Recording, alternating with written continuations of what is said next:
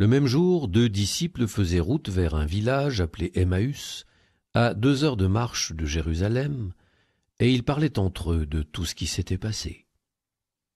Or, tandis qu'ils s'entretenaient et s'interrogeaient, Jésus lui-même s'approcha, et il marchait avec eux.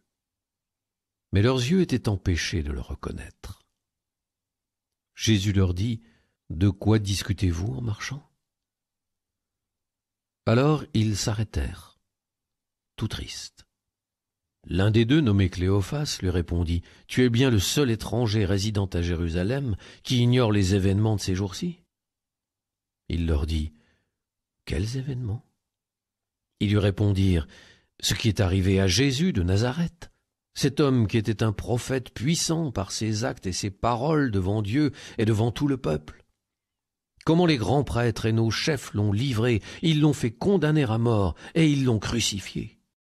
Nous espérions que c'était lui qui allait délivrer Israël. Mais avec tout cela, voici déjà le 3e jour qui passe depuis que c'est arrivé. À vrai dire, des femmes de notre groupe nous ont remplis de stupeur. Quand, dès l'aurore, elles sont allées au tombeau, elles n'ont pas trouvé son corps. Elles sont venues nous dire qu'elles avaient même eu une vision, des anges, qui disaient qu'il est vivant. Quelques-uns de nos compagnons sont allés au tombeau et ils ont trouvé les choses comme les femmes l'avaient dit, mais lui, ils ne l'ont pas vu. Il leur dit alors, « Esprit sans intelligence, comme votre cœur est lent à croire tout ce que les prophètes ont dit. Ne fallait-il pas que le Christ souffrisse là pour entrer dans sa gloire ? Et partant de Moïse et de tous les prophètes, il leur interpréta dans toute l'Écriture ce qui le concernait. » Quand ils approchèrent du village où ils se rendaient, Jésus fit semblant d'aller plus loin. Mais ils s'efforcèrent de le retenir. « Reste avec nous, car le soir approche et déjà le jour baisse. » Il entra donc pour rester avec eux.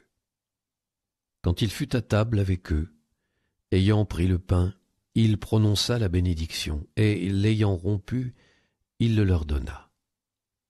Alors leurs yeux s'ouvrirent, et ils le reconnurent, mais il disparut à leur regard.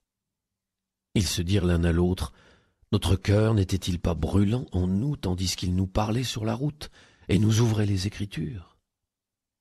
À l'instant même, ils se levèrent et retournèrent à Jérusalem.